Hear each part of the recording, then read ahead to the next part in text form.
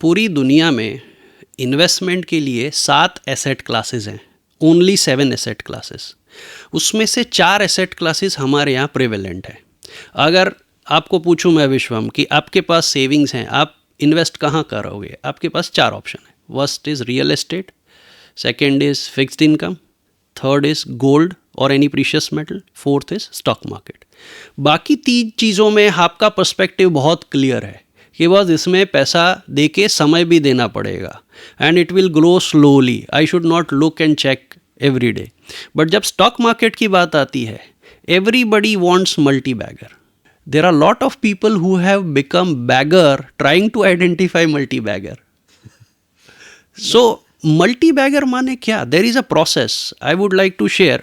एक fund manager है industry में जो अभी रिटायर हो चुके हैं, उसका मैं आपको ट्रैक रिकॉर्ड बताता हूँ कि मल्टी बैगर आइडेंटिफाई करना कितना टफ है। क्योंकि हम स्टॉक के ऊपर बात कर रहे हैं, I am just highlighting it.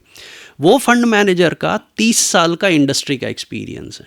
30 साल में उन्होंने 465 स्टॉक्स आइडेंटिफाई किए इन्वेस्टमेंट के लिए, और उन्होंने इन्वेस्टर का पैसा हर 4 साल में डबल करके दिया है।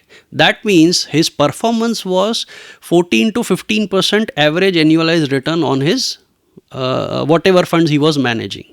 So total profit he generated was 87,000 crores. उसमें से 74,000 crore का profit was generated by only 55 stocks. So if you take the percentage out of 465 stocks which he identified, only 55 stocks generated 80% of the wealth. So what is his success ratio? Only 11% stock generated 80% of the wealth. जिसको हम multi bagger term कर सकते हैं। तो क्या वो luck था, क्या वो स्किल थी, या वो प्रोसेस था? प्रोसेस ही होगा शायद। It was a combination of skill and process. या तो हो भी सकता है पर इट वॉज अ कॉम्बिनेशन। आप बताइए कि क्या होगा। It was a combination of process and skill. You are applying that skill and you are trying to identify the companies which fall into your watch list and then ultimately into your portfolio. You don't know कि which stock will become multi-bagger. Agreed.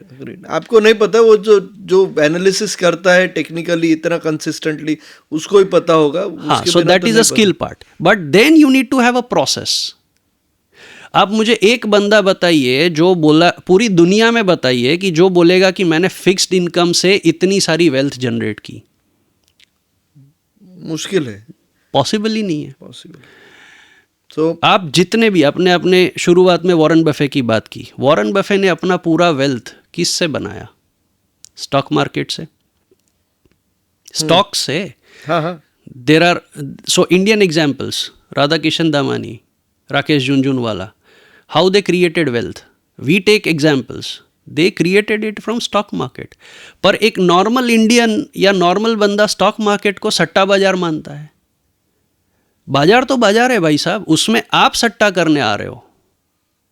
And you take advice from people who are not certified, not experience, doesn't have a background, doesn't have a experience.